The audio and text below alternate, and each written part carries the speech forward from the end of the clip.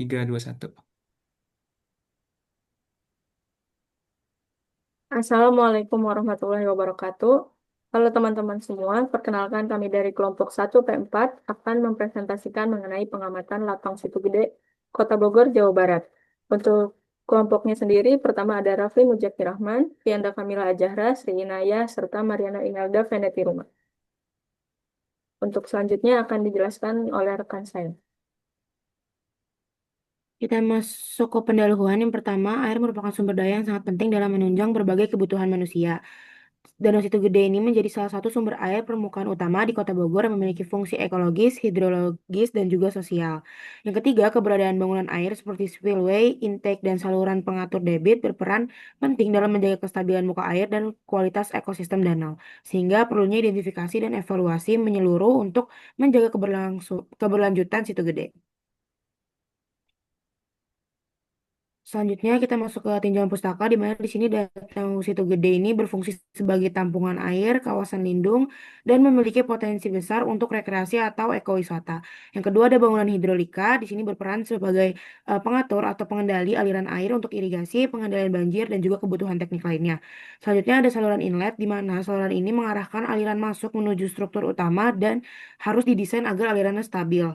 Selanjutnya ada saluran outlet di mana saluran ini menyalurkan air keluar dari waduk atau bendung dan harus mengurangi kehilangan energi serta resiko hilir, erosi hilir. Selanjutnya ada gorong-gorong di mana mengalirkan air di bawah jalan atau tanggul dan harus menyesuaikan kapasitas aliran serta kondisi hulu hilirnya. Next. Kita masuk ke metodologi. Di sini lokasinya di Danau Situ Gede, Kota Bogor, Jawa Barat. Waktu kita melakukan pengamatan itu ada di Kamis 20 November 2025 dan juga Rabu 26 November 2025. Tujuan dari pengamatan Situ Gede ini sendiri untuk mengidentifikasi berbagai bangunan hidrolika yang terdapat di area tersebut, mencakup jenis, fungsi, ukuran, serta permasalahan yang dijumpai di lapangan. Alat bahan yang kita gunakan di sini ada meteran, alat dokumentasi, alat tulis, software AutoCAD dan juga Microsoft Word. Selanjutnya di sini ada prosedur pengamatan situ gede.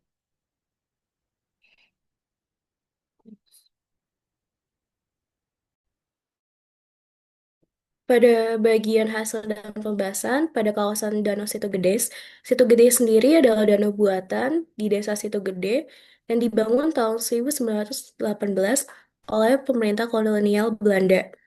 Kawasan ekologis dan rekreasi bernilai historis dengan potensi wisata berkelanjutan. Selain itu, termasuk kawasan lindung dan berdekatan dengan hutan penelitian CIFOR. Selain itu juga, dengan batas wilayah pada timur ada Kelurahan Semplak dan Bubulak, kemudian pada sebagian selatan ada Balumban Jaya dan Bubulak, dan juga pada bagian barat ada Desa Cikarawan. Adapun juga luas kawasan Situ Gede sekitar 20 hektar dengan 25% berupa badan air dengan kedalaman hingga 8 meter. Selanjutnya pada titik pengamatan 1,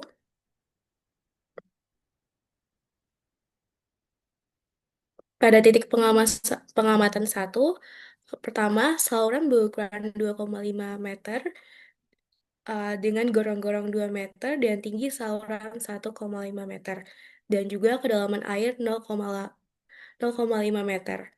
Kedua, aliran tersebut cukup baik dan tidak terdapat sampah yang menghambat. Dan ketiga, kerusakan ditemukan pada dinding saluran berupa retakan, lubang, dan pelapukan beton.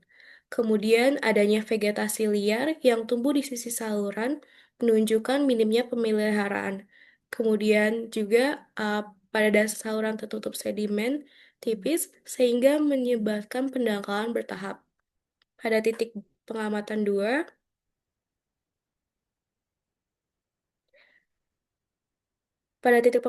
2, berfungsi sebagai saluran inflow menuju Danau Situ Gede. Terhubung juga dengan saluran di titik 1, sehingga aliran dari hulu dapat dialirkan dengan baik. Kemudian, ada jalan setapak selebar 0,4 meter di atas gorong-gorong, sementara lebar berada dalam kedalaman 0,2 meter. Kemudian juga berperan sebagai prasarana utama pengaliran air ke danau. Nah, untuk selanjutnya, pada titik pengamatan 3, itu ada berada di titik koordinat dengan latitude -6,554666 dengan longitude 106,7502663.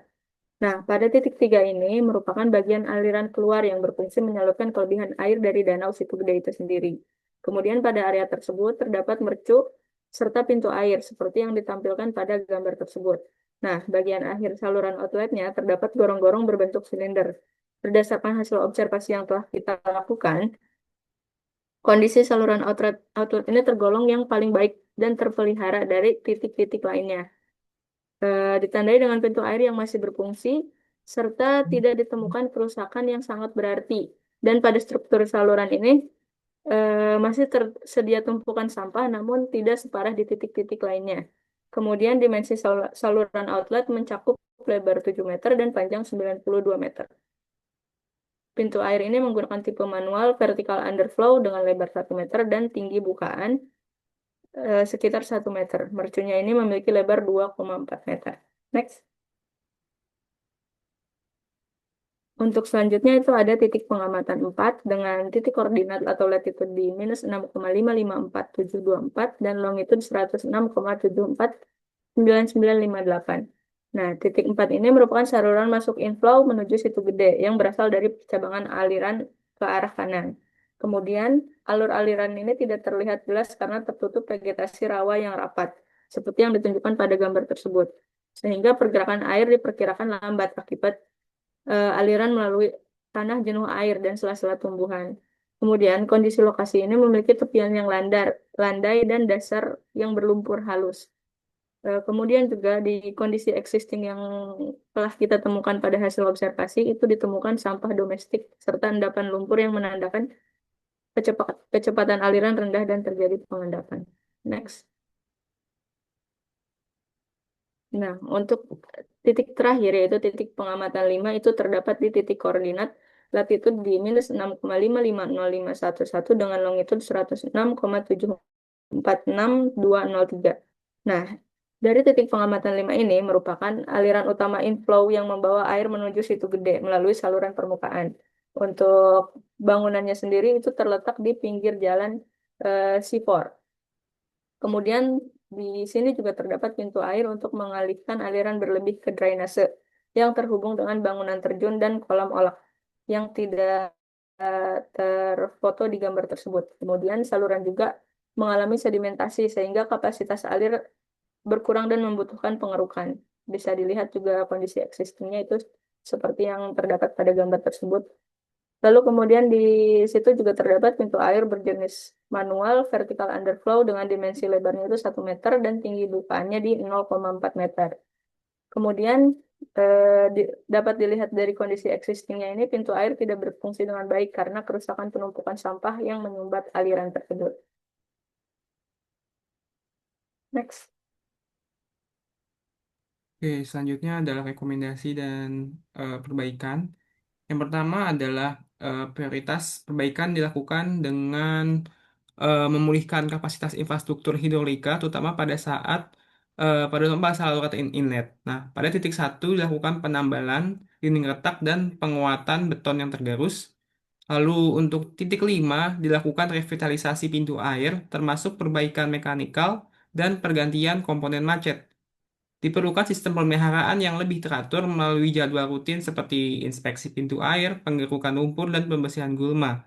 Nah, selain itu, pada titik 4 dilakukan dengan pembersihan vegetasi. Vegetasinya rawa untuk membuka kembali jalur aliran menuju danau. Nah, normalisasi perlu dilakukan dengan penggerukan sedimen di titik 1 dan titik 5 yang mengalami pendangkalan berat.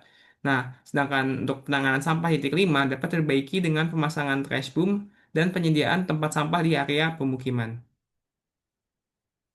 Jadi secara kesimpulan,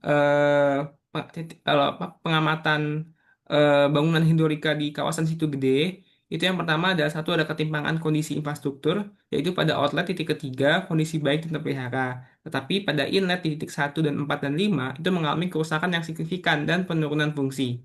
Untuk kerusakan fisik atau struktural, yaitu terjadi keretakan dinding saluran, pelapukan beton, dan kerusakan pada pintu air. Nah, yang ketiga ada hambatan aliran air. Yang pertama ada tingginya tingkat sedimentasi, penumbuhan vegetasi liar yang menutupi alur air, dan penumpukan sampah domestik yang menyumbat saluran utama. Dan akar permasalahannya lagi adalah kurangnya pemeliharaan rutin yang optimal. Lalu untuk sarannya sendiri, yang pertama ada perbaikan struktur dengan menambal dan memperkuat dinding saluran, dan juga normalisasi saluran. Terakhir adalah manajemen pemeliharaan, baik berupa jadwal rutin dan juga sinergi dari masyarakat itu sendiri. Lalu untuk daftar pustakanya, jadi dengan demikian presentasi dari kelompok 1 P4. Assalamualaikum warahmatullahi wabarakatuh.